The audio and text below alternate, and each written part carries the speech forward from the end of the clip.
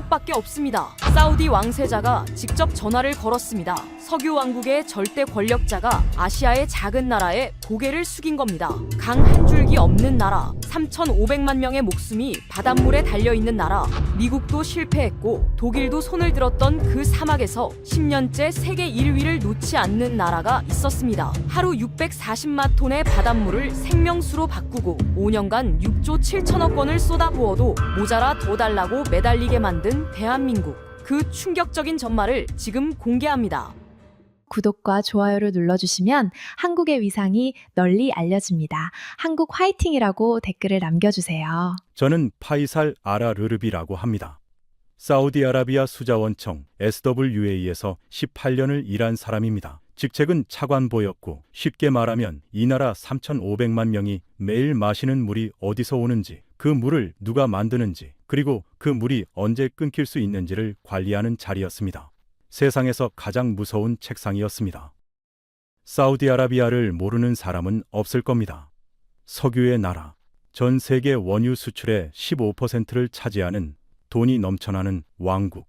하지만 이 나라에 대해 아무도 이야기하지 않는 사실이 하나 있습니다. 이 나라에는 강이 없습니다. 단 한 줄기도.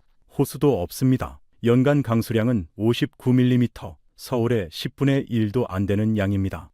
하늘에서 내려오는 물로는 이 나라를 단 하루도 유지할 수 없습니다. 그러면 3,500만 명은 무엇을 마시고 사는가?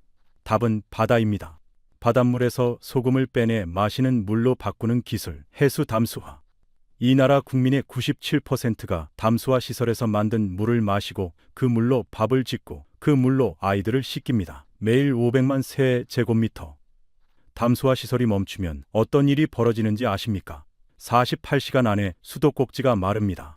병원의 투석기가 멈추고 발전소의 냉각수가 끊기고 도시 전체가 정지합니다. 석유가 이 나라의 부라면 물은 이 나라의 심장입니다. 심장이 멈추면 부도 의미가 없습니다.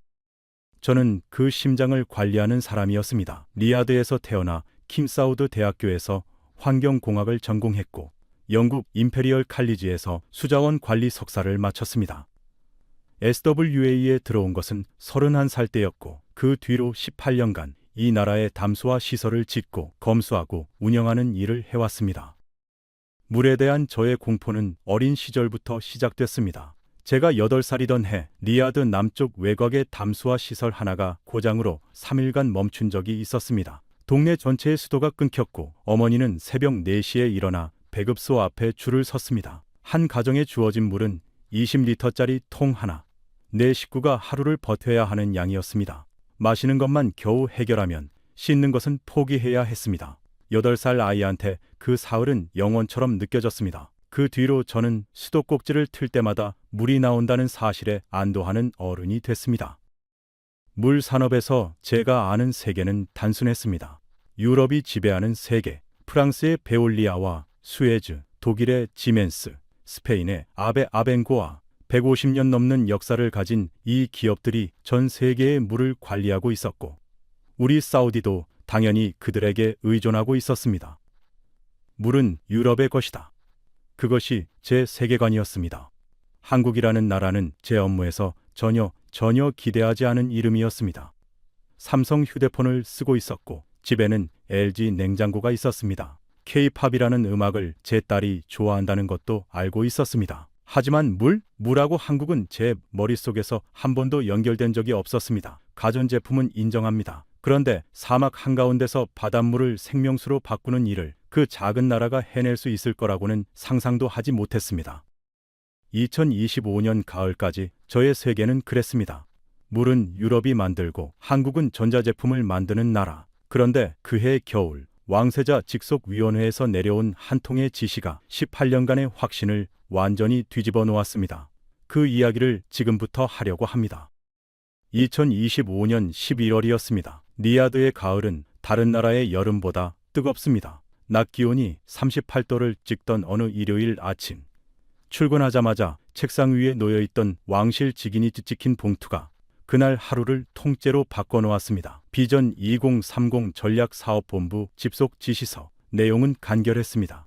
네올시티 1단계 수전 인프라 파트너 선정을 위한 평가 보고서를 2주 내에 제출하라. 서명란에는 왕세자 직속위원회의 직인이 찍혀 있었습니다. 네옴시티, 사우디가 5천억 달러를 투입해 사막 위에 세우겠다는 미래 도시, 그 도시에 물을 공급할 담수화 플랜트의 파트너를 고르라는 것이었습니다. 규모부터 전례가 없었습니다. 하루 생산량 100만 세제곱미터, 단일 플랜트 기준으로 세계에서 가장 큰 담수화 시설이 될 것이라고 적혀 있었습니다. 그 아래에 후보사 5곳의 이름이 나열되어 있었습니다. 프랑스 베올리아, 이스라엘 IDE 테크놀로지스, 스페인 아산시아 워터, 미국 G워터 앤 프로세스 테크놀로지스, 그리고 대한민국 두산 에너빌리티. 처음 4개의 이름은 익숙했습니다. 물 산업의 거인들이었으니까요. 마지막 이름에서 저는 잠시 멈췄습니다. 두산, 한국 회사라는 것은 알고 있었지만 이 5자리에 끼어 있는 것이 어울리는지는 확신이 없었습니다. 사무실 창밖으로 리야드의 스카이라인이 보였습니다. 모래색 빌딩들 사이로 아지랑이가 피어올랐고 하늘은 먼지 낀 회색이었습니다. 저는 커피를 한 잔 내리고 노트북을 열었습니다. 각 후보사의 프로필을 훑어보기 시작했습니다. 베올리아, 설립 1853년, 전 세계 69개국에서 1억 명에게 물 공급. IDE, 이스라엘 사막 기술의 정점. GE, 미국 산업의 상징. 두산 에너빌리티. 파일을 열었습니다. 첫 글에 적힌 문구에서 손가락이 멈췄습니다. 해수담수화 세계 1위, 10년 연속. 세계 1위? 한국이? 저는 그 문구를 2번 읽었습니다. 농담이 아니었습니다. 하루 640만 톤 생산, 전 세계 2200만 명에게 물 공급, 사우디 내 프로젝트 30건 이상, 1978년 첫 진출 이후 47년 연속 사업 수행. 숫자가 하나하나 눈에 박혔습니다. 그런데 이상한 점이 있었습니다. 18년간 이 업계에 있으면서 저는 이 숫자들을 제대로 본 적이 없었습니다. 유럽 회사들의 브로슈어와 프레젠테이션에 파묻혀서 바로 옆에 있던 세계 1, 2를 못하고 있었던 겁니다. 그때 카림 나세르에게서 메시지가 왔습니다. SWA 소속 젊은 엔지니어였고 한국 카이스트에서 수처리 공학 석사를 마치고 돌아온 사람이었습니다. 제가 이번 평가에 데이터 분석을 맡긴 직원이었습니다. 메시지는 짧았습니다. 차관보님, 후보사 비교 자료 정리 끝났습니다. 한번 보시면 좀 놀라실 겁니다. 저는 그 메시지를 읽고 의자에 등을 기댔습니다. 18년 경력의 차관보를 놀라게 할 데이터가 뭘까? 그때까지만 해도 저는 이 보고서가 당연히 유럽 회사의 이름으로 끝날 거라고 생각하고 있었습니다. 일주일 뒤 리야드 리츠칼턴 호텔에서 후보사 합동 프레젠테이션이 잡혔습니다. 왕세자 직속위원회 위원 4명, SWA 임원진, 그리고 각 후보사 대표들이 한자리에 모이는 비공개 세션이었습니다. 저는 평가 총괄이었고 카림 나세르가 제 뒤쪽 보좌석에 태블릿을 펼쳐놓고 앉았습니다. 호텔 컨퍼런스룸은 넓었습니다. 천장에서 거대한 샹들리에가 은은한 빛을 쏟아내고 있었고 테이블 위에는 각 후보사의 명패가 나란히 놓여 있었습니다. 대추야자 향이 나는 아라비아 커피가 준비되어 있었고 창밖으로는 리야드의 마천루 킹덤 센터가 칼처럼 솟아 있었습니다. 가장 먼저 도착한 사람이 마르틴 브리거였습니다. 베올리아 중동 총괄 부사장. 키가 190cm는 되어 보였고 회색 머리를 짧게 깎은 남자였습니다. 감색 더블 브레스티드 정장에 로즈골드 커프 스링크, 왼쪽 손목에는 파테 필립 시계가 걸려 있었습니다. 들어서자마자 방 안의 공기가 달라졌습니다. 그는 악수할 때 상대방의 손을 감싸쥐는 습관이 있었는데 그게 인사가 아니라 선언처럼 느껴졌습니다. 나는 이 방에서 가장 중요한 사람이다. 나는. 마르틴 브리거는 물산업에 살아있는 역사 같은 사람이었습니다. 파리 에콜 폴리테크니크를 졸업하고 30년 넘게 베올리아에서 올라간 사람이었습니다. 전 세계 69개국에서 담수 프로젝트를 진행한 경력, 중동에서만 15년, 이 방에 있는 누구보다 많은 플랜트를 지어본 사람이었고 그것을 본인도 정확히 알고 있었습니다. 말버릇이 하나 있었는데 핵심을 찌를 때 반드시 이렇게 시작했습니다. 소이용 클레르, 명확히 합시다 라는 뜻입니다. 프레젠테이션 순서가 정해졌습니다. 베올리아, IDE, GE, 아센시아, 두산 아너빌리티, 숨. 마르틴이 첫 번째 발표자로 나섰습니다. 그가 발표대에 서자 방안이 조용해졌습니다. 슬라이드 첫 장에는 숫자 하나만 떠 있었습니다. 1853. 소이용 클레르. 그가 입을 열었습니다. 베올리아는 1853년에 3년에 설립됐습니다. 172년입니다. 우리가 물을 관리하기 시작했을 때 이 방에 있는 대부분의 회사들은 존재하지도 않았습니다. 그가 슬라이드를 넘겼습니다. 현재 전 세계 69개국 1억 1,100만 명에게 물을 공급하고 있습니다. 연간 매출 430억 유로. 물 산업에서 이보다 큰 회사는 지구상에 없습니다. 숫자가 압도적이었습니다. 위원들이 고개를 끄덕였습니다. 마르틴이 다음 슬라이드를 넘기며 말했습니다. 최근 일부에서 아시아 기업들을 거론하는 목소리가 있다는 것도 알고 있습니다. 그가 가볍게 웃었습니다. 시선이 테이블 끝 두산 에너빌리티 명패가 놓인 쪽으로 흘렀습니다. 한국의 두산, 좋은 회사입니다. 담수화 플랜트를 꽤 많이 지었죠. 하지만 네옴시티는 차원이 다릅니다. 하루 100만 세제곱미터, 세계 최대 규모입니다. 여기에는 설계부터 운영까지 통합적으로 관리할 수 있는 토털 솔루션이 필요합니다. 플랜트 하나 잘 짓는 것과 도시 전체의 물 생태계를 설계하는 것은 완전히 다른 영역입니다. 몇몇 위원이 펜을 들어 메모했습니다. 논리적으로 빈틈이 없는 발언이었습니다. 마르틴이 마지막 슬라이드를 넘겼습니다. 그리고 한 가지 더. 그가 손을 모으며 말했습니다. 물은 실험할 수 있는 것이 아닙니다. 물이 끊기면 사람이 죽습니다. 네옴시티에 물을 맡기려면 172년 동안 단 한 번도 물을 끊지 않은 회사에 맡기는 것이 상식 아니겠습니까? 회의실이 고요해졌습니다. 반박할 여지가 없는 마무리였습니다. 저도 솔직히 고개를 끄덕일 뻔했습니다. 그때 테이블 중간에 앉아있던 제임스 콜린스가 입을 열었습니다. 지이워터 출신의 독립 컨설턴트로 이번 평가의 기술 자문을 맡은 미국인이었습니다. 인상적인 프레젠테이션이었습니다. 브리거 부사장. 그가 마르틴을 향해 고개를 끄덕였습니다. 레퍼런스가 압도적이네요. 솔직히 이 정도면 논의가 더 필요한가 싶을 정도입니다. 마르틴이 미소를 지었습니다. 예상한 반응이라는 표정이었습니다. 저는 시선을 테이블 맨 끝으로 돌렸습니다. 두산 에너빌리티 명패 뒤에 한 사람이 조용히 앉아 있었습니다. 베올리아의 거대한 브로슈어와 IDE의 화려한 시뮬레이션 영상 사이에서 그 자리는 유독 조용했습니다. 서류 폴더 하나와 노트북 한 대. 그것이 전부였습니다. 유럽의 거인들 사이에 끼어있는 작은 명패. 그때까지만 해도 그 자리는 들러리처럼 보였습니다. 하지만 저는 아직 몰랐습니다. 이 방의 결론을 뒤집을 숫자들이 바로 저 조용한 서류 폴더 안에 들어있었다는 것을. 나머지 후보사들의 발표가 이어졌습니다. IDE는 이스라엘 사막 기술의 정수를 보여줬고, GE는 미국 특유의 스케일과 자본력을 강조했습니다. 아센시아는 지중해 연안의 풍부한 경험을 내세웠습니다. 하나같이 인상적이었지만 솔직히 마르틴 브리거의 첫 발표가 만들어 놓은 프레임을 넘어서는 발표는 없었습니다. 172년 1억 1,100만 명. 그 숫자들이 회의실 위에 천장처럼 덮여 있었습니다. 마지막 순서였습니다. 두산 에너빌리티. 테이블 끝에 조용히 앉아있던 사람이 자리에서 일어났습니다. 중년의 한국인이었습니다. 키는 마르틴의 어깨 정도였고 넥타이가 약간 느슨했습니다. 화려한 슬라이드 대신 종이 한 장을 발표대 위에 올려놓았습니다. 그가 입을 열었을 때 목소리는 낮았지만 또렷했습니다. 저는 두산 에너빌리티 플랜트 EPC 비지장 박인원입니다. 오늘 준비한 자료는 한 장입니다. 회의실에서 누군가가 코웃음에 가까운 숨소리를 냈습니다. 마르틴이 팔짱을 꼈습니다. 박인원은 그 반응에 아랑곳하지 않고 종이를 스크린에 비췄습니다. 숫자 3줄이 적혀 있었습니다. 해수담수화 세계 1위, 10년 연속, 하루 640만 톤 생산, 전 세계 2,200만 명에게 물 공급. 그가 천천히 읽었습니다. 이것이 두산 에너빌리티의 현재입니다. 회의실이 잠시 술렁였습니다. 세계 1위라는 단어가 떨어졌을 때 앞줄에 앉은 위원 한 명이 안경을 밀어 올리며 스크린을 다시 봤습니다. 콜린스도 고개를 살짝 기울였습니다. 마르틴의 표정은 변하지 않았지만 팔짱 낀 팔이 미세하게 조여드는 것이 보였습니다. 잠깐만요. 마르틴이 손을 들었습니다.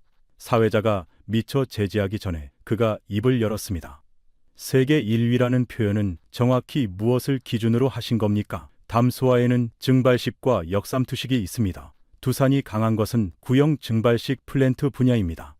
지금 시장의 90%는 역삼투, RO 방식으로 전환되고 있어요. 과거의 실적으로 현재의 1위를 주장하는 것은 좀 무리가 있지 않습니까? 그럴듯한 반박이었습니다. 증발식은 에너지 소모가 크고 탄소 배출이 많아서 시장이 빠르게 RO로 넘어가고 있다는 것은 업계 상식이었습니다. 위원들의 시선이 다시 마르틴 쪽으로 기울었습니다. 콜린스가 고개를 끄덕였습니다. 논리적으로 타당했으니까요. 박인원이 고개를 끄덕였습니다. 맞습니다. 회의실이 살짝 놀란 듯 조용해졌습니다. 상대의 반박을 정면으로 인정한 것이었습니다. 두산의 초기 강점은 증발식이었습니다. 브리거 부사장님 말씀이 정확합니다. 마르틴이 살짝 미소를 지었습니다. 승리를 확인하는 표정이었습니다. 하지만 박인원은 거기서 멈추지 않았습니다. 그런데 한 가지 여쭤보겠습니다. 그가 주머니에서 USB를 꺼내 노트북에 꽂았습니다. 스크린에 새로운 화면이 떴습니다. 슈아이바 3단계. 올해 5월에 준공된 프로젝트입니다. 공사비 8,400억 원, 하루 생산량 60만 톤, 약 200만 명분의 물입니다. 그가 마르틴을 바라봤습니다. 이 플랜트의 방식이 무엇인지 아십니까? 마르틴의 미소가 멈췄습니다. 역삼투 아오입니다. 거기에 60메가와트 규모의 태양광 발전소까지 연계한 세계 최초의 친환경 대형 아요 플랜트입니다. 회의실의 공기가 바뀌었습니다. 카림이 제 옆에서 태블릿에 무언가를 빠르게 적는 소리가 들렸습니다. 박인원이 이어갔습니다. 구형 증발식만 한다고 하셨죠? 맞습니다. 과거에는 그랬습니다. 그런데 지금 두산이 짓고 있는 것은 RO입니다. 그것도 태양광과 결합한 차세대 모델입니다. 과거가 아니라 현재를 보셔야 합니다. 마르틴이 입을 열려다 멈췄습니다. 슈아이바 3단계의 스펙을 몰랐던 것은 아닐 겁니다. 하지만 이 자리에서 이렇게 직접적으로 꺼내질 줄은 예상하지 못한 표정이었습니다. 박인원은 자리에 앉으며 마지막 한마디를 덧붙였습니다. 우리는 172년의 역사는 없습니다. 하지만 47년 동안 이 나라에서 단 한 번도 떠나지 않았습니다. 1978년부터 지금까지. 그가 마르틴을 바라봤습니다. 부사장님 회사는 사우디에 언제 들어오셨습니까? 마르틴은 대답하지 않았습니다. 대신 물잔에 손을 뻗었습니다. 쉬는 시간이 끝나고 오후 세션이 시작됐습니다. 사회자가 각 후보사별 사우디 내 실적 비교 브리핑을 안내했습니다. 이 세션은 제가 직접 진행하기로 되어 있었습니다. 전날 밤 카림이 보내준 비교 데이터를 검토하면서 저 자신이 먼저 충격을 받았기 때문입니다. 18년간 이 업계에 있으면서 왜 이 숫자들을 한 번도 나란히 놓고 보지 않았을까? 사우디 내 실적을 비교해 보겠습니다. 제가 발표대 앞에 섰습니다. 스크린에 표 하나가 떴습니다. 후보사 5곳의 사우디 내 프로젝트 수, 누적 계약 금액, 그리고 최초 진출 연도가 나란히 적혀 있었습니다. 먼저 각 회사의 사우디 최초 진출 시점입니다. 저는 표를 가리켰습니다. 베올리아 2001년, IDE 2005년, GE 2003년, 아센시아 2010년, 그리고 마지막 줄 두산 에너빌리티 1978년. 회의실에서 의자가 삐걱거리는 소리가 났습니다. 1978년이라는 숫자가 다른 4개의 숫자와 나란히 놓이자 격차가 시각적으로 드러났습니다. 마르틴이 112년 2년 역사를 강조했지만 사우디 안에서의 역사는 두산이 모든 후보사를 20년 이상 앞서고 있었습니다. 다음은 사우디 내 누적 프로젝트 수입니다. 다음 슬라이드. 두산 에너빌리티 3증권 이상, 베올리아 7건, IDE 5건. 숫자를 읽으면서 저도 다시 한번 실감했습니다. 4배가 넘는 차이. 마르틴의 표정이 미세하게 굳었습니다. 최근 5년간 사우디 내 수주 금액입니다. 세 번째 슬라이드. 두산 에너빌리티 약 6조 7천억 원. 저는 잠시 멈추고 회의실을 둘러봤습니다. 6조 7천억 원입니다. 여기에는 슈아이바 3단계 해수담 수화 풀플랜트 8,400억 원, 얀부 4단계 7,800억 원, 자프라 열병합 발전소 5,400억 원, 투와이크 주단조 공장 1조 원, 그리고 올해 체결된 PPCB 가스복합 발전소 8,900억 원이 포함되어 있습니다. 숫자를 하나하나 읽을 때마다 회의실의 무게가 달라지는 것을 느꼈습니다. 콜린스가 펜을 내려놓고 스크린을 응시했습니다. 아까 논의가 더 필요한가 싶다고 했던 사람의 표정이 아니었습니다. 마르틴이 손을 들었습니다. 인상적인 실적입니다. 그가 말했습니다. 목소리는 여전히 침착했지만 아까 오전의 여유와는 결이 달랐습니다.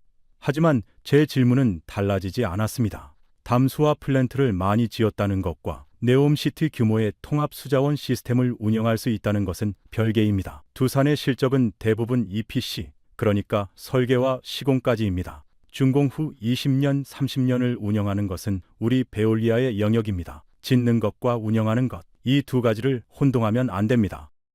좋은 반격이었습니다. EPC와 O&M, 건설과 운영은 확실히 다른 역량이었습니다. 위원들의 시선이 다시 마르틴 쪽으로 기울었습니다. 두산 측 박인호는 바로 대답하지 않았습니다. 대신 노트북에서 파일 하나를 열더니 스크린에 띄웠습니다. 사우디 수자원청의 로고가 박힌 공식 문서였습니다. 저도 처음 보는 문서였습니다. 이것은 SWA에서 2024년에 발행한 담수화 시설 운영 성과 보고서입니다. 박인원이 말했습니다. 두산이 건설한 라스알카이르 플랜트의 10년 가동 데이터입니다. 세계 최대 규모 담수화 시설, 하루 생산량 100만 세제곱미터 이상, 10년간 평균 가동률 97.3%점. 그가 마르틴을 바라봤습니다. 짓기만 하는 회사였다면 이 가동률이 나올 수 없습니다. 부사장님, 회사의 사우디 내 플랜트 평균 가동률은 얼마입니까? 마르틴은 대답하지 않았습니다. 대신 테이블 위에 볼펜을 천천히 돌리기 시작했습니다. 콜린스가 수첩에 무언가를 적었습니다. 저는 그 순간 깨달았습니다. 이 회의실의 흐름이 바뀌고 있다는 것을. 오전에는 마르틴의 172년이 천장처럼 이 방을 덮고 있었는데 오후에 들어서면서 그 천장에 금이 가기 시작한 것이었습니다. 하지만 마르틴 브리거는 아직 무너지지 않았습니다. 그에게는 마지막 방어선이 남아 있었습니다. 규모가 다르다. 네옴시티는 전례가 없다. 그 벽을 넘으려면 아직 더 필요했습니다. 다음 날 아침이었습니다. 둘째 날 세션은 기술 심층층 평가로 잡혀 있었습니다. 전날 밤 저는 호텔 방에서 카림이 보내준 추가 자료를 읽다가 새벽 2시가 넘어서야 노트북을 덮었습니다. 읽으면 읽을수록 제가 18년간 물 산업에 대해 알고 있다고 생각했던 것들이 흔들렸습니다. 아침 8시 회의실에 들어서자 아라비아야 커피 향이 밀려왔습니다. 마르틴 브리거는 이미 자리에 앉아 있었습니다. 어제와 같은 자리. 하지만 다른 점이 하나 있었습니다. 팔짱 대신 양손을 테이블 위에 올려놓고 있었습니다. 어제의 공격적 자세에서 방어적 자세로 바뀐 것이었습니다. 박인호는 어제와 똑같은 자리에 똑같은 서류 폴더를 앞에 놓고 조용히 앉아 있었습니다. 오전 세션의 주제는 사우디 환경 적합성이었습니다. 저는 이 주제를 일부러 넣었습니다. 18년간 이 업계에서 일하면서 제가 목격한 가장 큰 변수는 기술력이 아니라 환경이었기 때문입니다. 사우디의 사막은 기계를 죽입니다. 이것은 과장이 아니라 사실입니다. 각 후보사에 질문을 드리겠습니다. 제가 입을 열었습니다. 사우디 동부 해안 담수화 시설의 가장 큰 기술적 위협 요인이 무엇이라고 생각하십니까? 마르틴이 먼저 손을 들었습니다. 염분 부식과 스케일링입니다. 아로 멤브레인의 수명을 단축시키는 가장 큰 요인이죠. 베올리아는 자체 개발한 항부식 코팅 기술로 멤브레인 수명을 40% 연장했습니다. 교과서적으로 완벽한 대답이었습니다. 박인원이 손을 들었습니다. 동의합니다. 염분 부식은 심각한 문제입니다. 그가 고개를 끄덕였습니다. 또 맞습니다로 시작하는 것이었습니다. 저는 이제 이 패턴을 알아보기 시작했습니다. 이 사람이 맞습니다라고 할 때 그 뒤에 반드시 더 큰 이야기가 따라온다는 것을. 그런데 사우디에서 플랜트를 실제로 운영해 보신 분들은 아실 겁니다. 박인원이 이어갔습니다. 가장 무서운 것은 염분이 아닙니다. 모래입니다. 그가 스크린에 사진 한 장을 띄웠습니다. 거대한 설비가 시커먼 모래에 뒤덮여 있는 사진이었습니다. 이것은 2019년 사우디 동부 해안에서 발생한 하부부 초대형 모래 폭풍 직후의 담수화 시설 사진입니다. 시속 120km의 바람이 0.10마이크로미터의 미세 모래를 기계 내부로 밀어넣습니다. 아무리 밀폐를 철저히 해도 이 크기의 입자는 틈새를 찾아 파고듭니다. 전자회로를 태우고 센서를 마비시키고 밸브를 고착시킵니다. 회의실이 조용해졌습니다. 마르틴의 표정이 미세하게 경직됐습니다. 박인원이 다음 사진을 넘겼습니다. 여기에 여름 폭염이 더해집니다. 기온 52도. 이 온도에서 유럽산 정밀 전자장비의 절반 이상이 오작동을 일으킵니다. 냉각 시스템이 과부하에 걸리고 제어보드가 과열로 셧다운됩니다. 그가 회의실을 둘러봤습니다. 이것은 기술력의 문제가 아닙니다. 사막과 싸워본 경험의 문제입니다. 제가 직접 겪은 일을 말씀드리겠습니다. 저는 이 대목에서 끼어들지 않을 수 없었습니다. 평가 총괄이 특정 회사 편을 드는 것은 아니었지만 사실을 말하는 것은 제 의무였습니다. 2021년에 유럽계 업체가 운영하던 동부 해안 시설에서 아로 멤브레인 교체가 필요했습니다. 현지에 재고가 없었습니다. 프랑스 본사에서 부품을 항공 공수하는데 6일, 엔지니어 파견에 8일. 합쳐서 2주입니다. 2주 동안 그 시설의 생산량이 30% 떨어졌습니다. 30만 명분의 물이 2주간 부족했다는 뜻입니다. 마르틴의 턱 근육이 미세하게 움직였습니다. 제가 말하고 있는 시설이 어디인지 그도 알고 있었을 겁니다. 그런데 한 가지 흥미로운 데이터가 있습니다. 박인원이 새로운 슬라이드를 띄웠습니다. 막대 그래프였습니다. 2019년 하부부 당시 사우디 전역 담수화 시설의 긴급 셧다운 현황입니다. 유럽계 운영시설 평균 72시간 정지, 미국계 운영시설 평균 48시간 정지. 그가 잠시 멈췄습니다.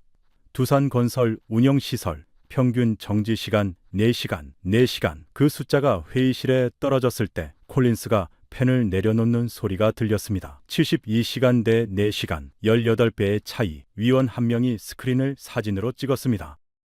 어떻게 가능한 겁니까? 콜린스가 처음으로 박인원에게 직접 질문을 던졌습니다. 어제 마르틴 편에 서서 논의가 더 필요한가 싶다고 했던 사람이 처음으로 한국 회사에 질문을 하고 있었습니다. 박인원이 대답했습니다. 두 가지입니다. 첫째, 47년간 이 사막에서 축적한 환경 데이터, 모래폭풍의 패턴, 입자 크기, 계절별 빈도를 우리만큼 가지고 있는 회사는 없습니다. 둘째, 그가 잠시 멈췄습니다. 우리 엔지니어들은 에어컨 사무실에서 모니터를 보며 지시하지 않습니다. 52도 현장에서 직접 용접기를 잡습니다. 장비가 모래에 묻히면 직접 파냅니다. 그게 4시간과 72시간의 차이입니다. 그때 제 옆에서 카림이 몸을 살짝 기울이며 낮은 목소리로 속삭였습니다. 차관보님, 저 말이 허풍이 아닙니다. 제가 카이스트에 있을 때 한국 교수님한테 들은 이야기인데 한국 플랜트 엔지니어들의 뿌리가 1970년대 중동 건설 현장입니다. 아버지 세대가 이 사막에서 맨손으로 고속도로를 깔고 항만을 지었대요. 그때 체득한 사막 생존 기술이 지금 플랜트 운영에 그대로 녹아있는 겁니다. 저는 카림의 말을 들으며 고개를 끄덕였습니다. 그 순간 머릿속에서 무언가가 연결되기 시작했습니다. 1970년대 사우디 사막 한국 노동자들. 하지만 그 이야기는 아직 할 때가 아니었습니다. 마르틴이 아무 말도 하지 않았습니다. 볼펜을 돌리던 손이 멈춰 있었습니다. 콜린스가 수첩에 무언가를 길게 적고 있었습니다. 그의 얼굴에서 어제의 확신은 사라지고 무언가를 다시 계산하고 있는 사람의 표정이 떠올라 있었습니다. 저는 그 순간을 보면서 생각했습니다. 이 회의실에서 지금 벌어지고 있는 것은 단순한 기업 경쟁이 아니다.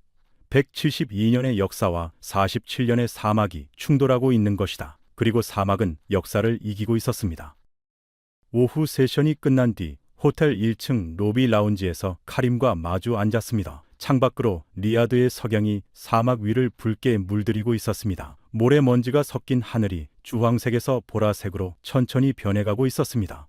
저는 아라비아 커피를 한 모금 마시며 하루를 정리하고 있었습니다. 머릿속이 복잡했습니다. 데이터는 충분히 모았습니다. 하지만 보고서의 결론이 아직 하나로 모이지 않고 있었습니다. 차관보님, 카림이 태블릿을 꺼냈습니다. 아까 제가 말씀드린 1970년대 이야기 좀 더 보여드릴 게 있습니다. 화면에 흑백 사진 한 장이 떠올랐습니다. 사막 한가운데 텐트처럼 생긴 숙소가 줄지어 서 있고 그 앞에 작은 체구의 동양인 남자들이 줄지어 서 있는 사진이었습니다. 헬멧을 쓰고 얼굴은 모래와 땀으로 범벅이 되어 있었습니다. 1976년입니다. 카림이 말했습니다. 대한민국에서 사우디로 건너온 건설 노동자들입니다. 당시 한국의 1인당 국민소득이 얼마였는지 아십니까? 저는 고개를 저었습니다. 830달러입니다. 지금 사우디 기준으로 한 달 식비에도 안 되는 돈입니다. 그 나라에서 이 사막으로 돈을 벌러 온 겁니다. 카림이 사진을 확대했습니다. 남자의 손이 보였습니다. 굵은 굳은 살이 박힌 갈라진 손이었습니다. 이 사람들이 무엇을 했는지 아십니까? 카림이 다음 사진을 넘겼습니다. 끝이 보이지 않는 사막 위로 아스팔트 도로가 한 줄기 뻗어나가는 항공 사진이었습니다. 사우디의 고속도로를 깔았습니다. 항만을 지었습니다. 사업단지를 세웠습니다. 기온 50도가 넘는 한여름에 에어컨 한 대 없는 양철 컨테이너에서 잠을 자고 새벽 4시에 일어나 현장으로 나갔습니다. 한 달에 쉬는 날이 이틀이었습니다. 저는 그 사진을 보면서 묘한 감정에 사로잡혔습니다. 사우디 사람으로서 저는 이 나라의 도로 위를 매일 달리면서 그 도로를 누가 깔았는지 한 번도 생각해 본 적이 없었습니다. 계속해 보게 제가 말했습니다. 1970년대부터 80년대까지 약 30만 명의 한국인이 사우디를 포함한 중동의 건설 노동자로 왔습니다. 카림의 목소리가 조금 낮아졌습니다. 이 사람들이 번 돈이 한국으로 송금됐고 그 돈이 한국의 산업화 자금이 됐습니다. 포항 제철소를 짓는 데 쓰였고 조선소를 세우는 데 쓰였고 반도체 공장을 짓는 데 쓰였습니다. 과장이 아니라 오늘날 한국이 세계 10위권 경제 대국이 된 출발점에 이 사막이 있습니다. 그리고 두산 에너빌리티가 사우디에 처음 들어온 게 바로 그 시기입니다. 카림이 태블릿에서 문서 하나를 열었습니다. 1978년 파라잔 해수 담수화 프로젝트, 한국 최초의 사우디 플랜트 사업입니다. 고속도로를 깔던 노동자들의 나라가 이번에는 물을 만들겠다고 온 겁니다. 그가 저를 바라봤습니다. 차관보님, 47년이라는 숫자가 단순한 업력이 아닙니다. 그건 아버지 세대가 이 사막에서 흘린 땀 위에 아들 세대가 기술을 쌓아올린 시간입니다. 저는 커피잔을 내려놓았습니다.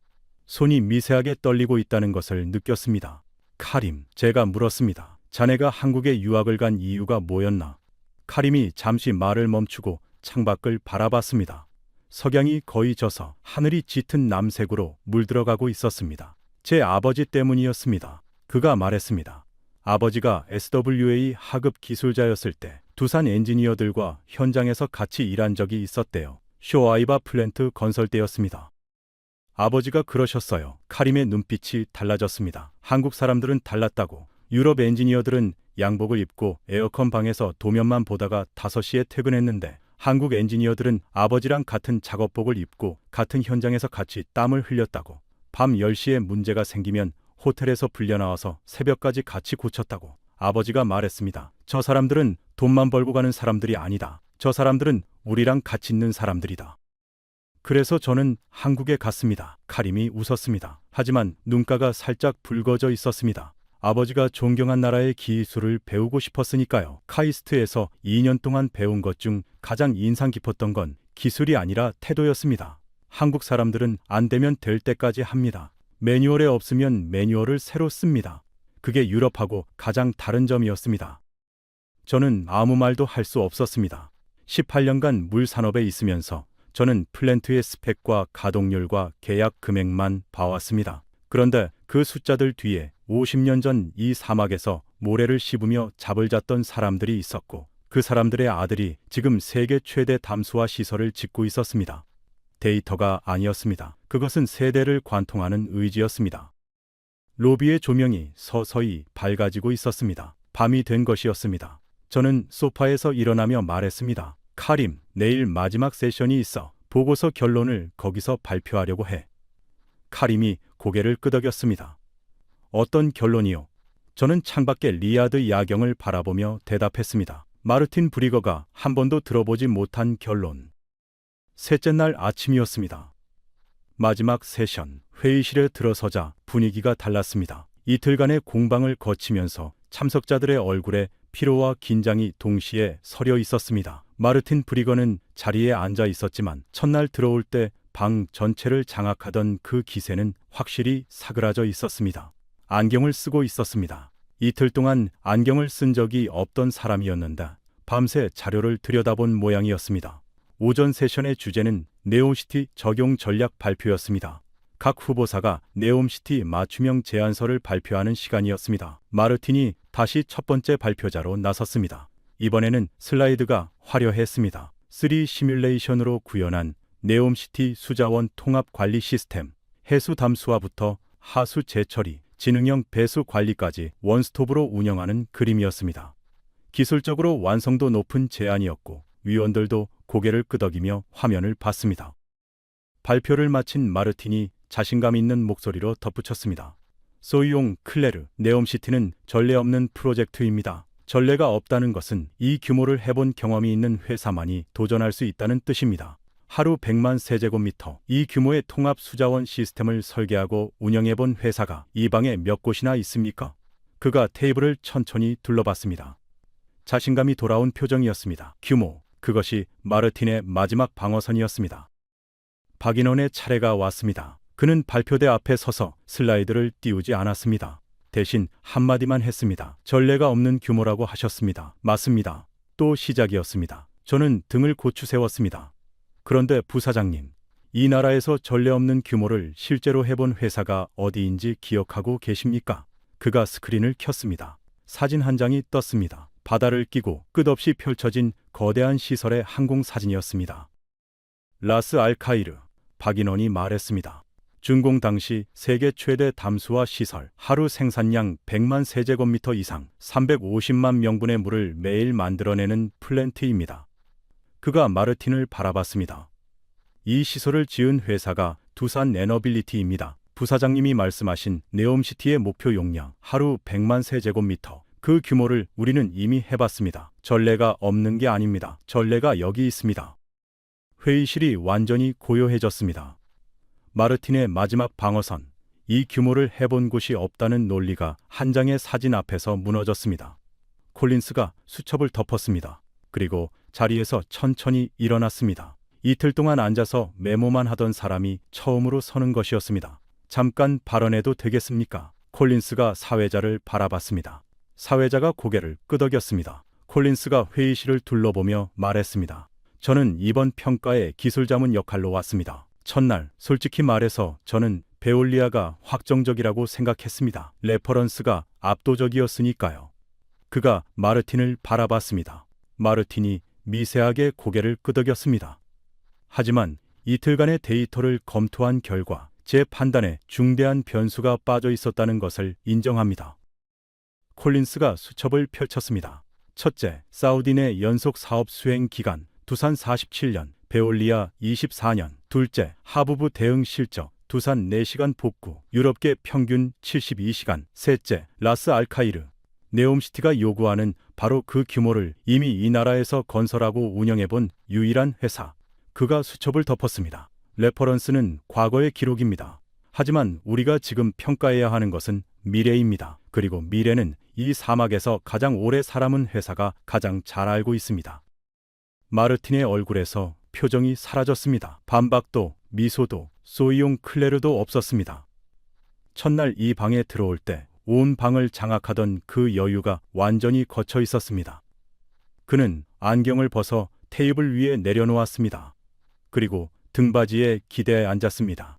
이틀 동안 단 한 번도 등을 기댄 적 없던 사람이었습니다. 그것은 항복이 아니었습니다. 30년 경력의 물산업 거인이 처음으로 인정한 것이었습니다.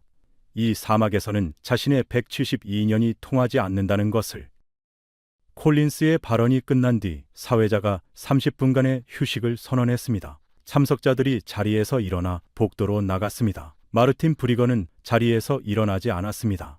테이블 위에 놓인 안경을 만지작거리며 스크린을 응시하고 있었습니다. 스크린에는 여전히 라스 알카이르의 항공 사진이 떠 있었습니다. 끝이 보이지 않는 그 시설의 규모가 그의 172년을 침묵시킨 한 장의 사진이었습니다. 복도에서 카림이 다가왔습니다. 차관보님, 보고서 결론 정리하셨습니까? 저는 고개를 끄덕였습니다. 전날 밤 호텔 로비에서 카림과 나눈 대화 이후 결론은 이미 정해져 있었습니다. 다만 그것을 이 방에서 마르틴 브리거와 위원들 앞에서 어떤 말로 꺼내야 하는지를 고민하고 있었을 뿐이었습니다. 휴식이 끝나고 마지막 세션이 시작됐습니다. 평가 총괄인 제가 종합 의견을 발표하는 시간이었습니다. 저는 발표대 앞으로 걸어가면서 심장이 빠르게 뛰는 것을 느꼈습니다. 솔직히 두려웠습니다. 18년간 저는 유럽의 물 기술을 신뢰해왔습니다. SWA의 보고서에는 항상 베올리아, 수에즈, 지멘스의 이름이 올라 있었습니다. 그것이 안전했고, 그것이 관례였고, 그것이 아무도 의문을 제기하지 않는 선택이었습니다. 그런데 지금 저는 그 관례를 깨려 하고 있었습니다. 왕세자 직속위원회에 유럽이 아니라 한국을 택하겠다고 말하려 하고 있었습니다. 틀리면 제 경력이 끝나는 결정이었습니다. 이틀간 5개 후보사의 발표를 모두 검토했습니다. 제가 입을 열었습니다. 각 회사의 기술력, 실적, 재무 안정성, 사우디 내 경험, 모든 항목에서 의미 있는 데이터를 확인했습니다. 공정한 총평으로 시작했습니다. 하지만 이 방에 있는 모든 사람은 다음 문장이 어디로 향하는지 감지하고 있었을 겁니다. 결론을 말씀드리기 전에 한 가지를 먼저 짚겠습니다. 저는 스크린을 끄고 회의실을 바라봤습니다. 이 나라에는 강이 없습니다. 호수도 없습니다. 하늘에서 내리는 비는 1년에 5~9mm, 3,500만 명의 국민이 오직 담수화 시설에서 만든 물로 살아가고 있습니다. 담수화 시설이 멈추면 48시간 안에 이 나라는 정지합니다. 저는 잠시 멈추고 숨을 고른 뒤 이어갔습니다. 물은 이 나라의 석유보다 중요합니다. 석유가 멈추면 돈을 잃습니다. 물이 멈추면 사람을 잃습니다. 회의실이 무거워졌습니다. 위원들의 표정이 달라졌습니다. 이것은 기업 평가가 아니라 국가의 생존을 결정하는 자리라는 것을 다시 한번 환기시킨 것이었습니다. 네옴시티의 수자원 파트너를 고르는 기준은 무엇이어야 합니까? 저는 질문을 던졌습니다. 기술력? 5회사 모두 세계 최고 수준입니다. 규모, 하루 100만 세제곱미터를 실제로 건설해본 회사가 이 방에 한 곳 있습니다. 가격? 네옴시티의 물값을 깎는 것은 국민의 생명값을 깎는 것입니다. 저는 마르틴을 바라봤습니다. 그리고 박인원을 바라봤습니다. 제가 이틀간 찾은 결론은 기술도 규모도 가격도 아니었습니다. 지속성이었습니다. 이 사막에 1978년에 들어와서 47년간 단 한 해도 빠지지 않고 물을 만들어 온 회사가 있습니다. 저는 또박또박 말했습니다. 파라잔, 쇼아이바, 라스 알카이르, 얌부, 그리고 올해 준공된 슈아이바 3단계까지 3줄기 이상의 프로젝트를 이 나라에서 수행했습니다. 모래 폭풍이 와도 4시간 만에 복구했습니다. 본사에 전화해서 부품을 기다리지 않았습니다. 52도 현장에서 직접 용접기를 잡았습니다. 제 목소리가 조금 떨리기 시작했습니다. 47년 전 이 사막에 고속도로를 깔던 젊은이들의 나라가 지금은 이 사막에 생명수를 흘려보내고 있습니다. 그것이 제가 찾은 답입니다. 위원 한 명이 펜을 내려놓았습니다. 또 한 명이 안경을 벗고 눈을 감았습니다. 저는 마지막 문장을 말했습니다. 한국은 우리에게 물을 파는 나라가 아닙니다. 우리의 생명줄을 47년째 지켜온 나라입니다. 제 보고서의 결론은 두산 에너빌리티입니다. 회의실에 박수는 없었습니다. 환호도 없었습니다. 대신 긴 침묵이 있었습니다. 그 침묵 속에서 서류를 정리하는 소리, 누군가가 물을 마시는 소리, 에어컨의 낮은 웅뭉거림만이 들렸습니다. 마르틴 브리거가 천천히 서류 폴더를 덮었습니다. 양손을 테이블 위에 올려놓고 고개를 살짝 숙였습니다. 5초, 10초. 그가 고개를 들어 저를 바라봤습니다. 분노도 패배감도 아닌 무언가를 인정하는 눈빛이었습니다. 그리고 아주 작게, 거의 들리지 않을 만큼 작게 고개를 끄덕였습니다. 30년 물 산업의 거인이 끄덕인 것이었습니다. 172년의 역사가 47년의 사막 앞에서 고개를 숙인 순간이었습니다. 그때 테이블 끝에서 움직임이 있었습니다. 박인원이 자리에서 일어났습니다. 하지만 그는 승리를 선언하지 않았습니다. 가슴을 펴거나 미소를 짓지도 않았습니다. 대신 마르틴 브리거를 향해 걸어가더니 허리를 깊이 굽혀 인사했습니다. 브리거 부사장님, 이틀간 많이 배웠습니다. 베올리아의 172년은 저희가 앞으로 걸어가야 할 길이기도 합니다. 마르틴이 잠시 박인원을 바라보다가 자리에서 일어나 그의 손을 잡았습니다.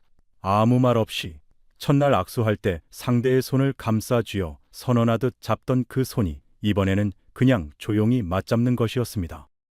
저는 발표대에 선 채로 이 방에서 방금 무언가가 결정됐다는 것을 느꼈습니다. 네옴시티에 물을 만들 파트너가, 그리고 그 파트너는 50년 전 이 사막에서 모래를 씹으며 고속도로를 깔았던 나라의 이름을 달고 있었습니다. 회의가 끝난 뒤 저는 호텔로 돌아가지 않았습니다. 리츠 칼턴을 나서자 리야드의 밤 공기가 얼굴을 감쌌습니다. 낮의 폭염이 거짓말처럼 사라지고 사막 특유의 건조하고 서늘한 바람이 불고 있었습니다. 하늘에는 별이 쏟아지고 있었습니다. 도시의 불빛이 닿지 않는 방향으로 고개를 돌리면 사막 위로 은하수가 보일 것 같은 밤이었습니다. 저는 호텔 앞 도로를 따라 천천히 걸었습니다. 아스팔트 위를 밟는 제 구두 소리가 고요한 밤거리에 울렸습니다. 문득 발밑에 도로가 눈에 들어왔습니다. 매끈하게 포장된 8차선 도로. 매일 수만 대의 차가 달리는 이 길. 저는 이 도로 위를 18년간 출퇴근하면서 이 아스팔트를 누가 깔았는지 단 한 번도 생각해 본 적이 없었습니다. 50년 전 이 도로가 있기 전에 여기는 모래밭이었습니다. 그 모래밭 위에 $830짜리 나라에서 온 젊은이들이 서 있었습니다. 50도의 태양 아래서 아스팔트를 깔고 항만의 철근을 엮고 발전소의 기초를 다졌습니다. 에어컨 없는 양철 컨테이너에서 잠을 자고 새벽에 일어나 다시 모래바람 속으로 걸어갔습니다. 그들이 번 돈은 태평양 건너편에 가족에게 보내줬고 그 돈이 쌓여서 제철소가 되고 조선소가 되고 반도청장이 됐습니다. 그리고 그 아들, 딸들이 다시 이 사막으로 왔습니다. 이번에는 삽이 아니라 설계도를 들고 용접기가 아니라 AI 시스템을 들고 아버지 세대가 닦아놓은 땅 위에 3,500만 명의 생명수를 흘려보내고 있습니다. 하루 640만 톤, 세계 1위, 10년 연속. 그 숫자들이 50년 전 모래바람 속에서 시작됐다는 사실을 저는 이틀 전까지 몰랐습니다. 킹덤 센터의 꼭대기에서 불빛이 깜빡이고 있었습니다. 리야드의 상징인 그 마천루도 한국 건설사가 지은 것이라고 카림이 말해줬습니다. 저는 걸음을 멈추고 그 불빛을 올려다봤습니다. 이 나라의 도로도, 빌딩도, 항만도, 그리고 물도 한국이라는 이름이 이 사막 곳곳에 새겨져 있었습니다. 저는 그것을 18년간 보지 못했습니다. 유럽이라는 이름에 가려서 172년이라는 숫자에 눌려서 문득 8살 때의 기억이 떠올랐습니다. 동네 담소화 시설이 3일간 멈춰서 수도가 끊겼던 그때 어머니가 새벽 4시에 일어나 배급소 앞에 줄을 섰고 20리터짜리 물통 하나로 4식구가 하루를 버텨야 했던 그때 수도꼭지를 틀 때마다 물이 나온다는 사실에 안도하던 8살 아이가 47년이 지난 오늘에야 알게 됐습니다. 그 물을 누가 만들고 있었는지를. 그 수도꼭지 뒤에 50년 전 이 사막에서 모래를 씹으며 고속도로를 깔았던 나라의 아들, 딸들이 서 있었다는 것을. 호텔로 돌아오는 길에 주머니에서 휴대폰을 꺼냈습니다. 삼성이었습니다. 잠금 화면을 열어 보고서 파일을 한 번 더 확인했습니다. 결론의 마지막 문장이 화면에 떠 있었습니다. 한국은 우리에게 물을 파는 나라가 아닙니다. 우리의 생명줄을 47년째 지켜온 나라입니다. 저는 그 문장 아래에 한 줄을 더 추가했습니다. 진정한 동맹은 석유로 맺어지는 것이 아닙니다. 물로 맺어는 것입니다.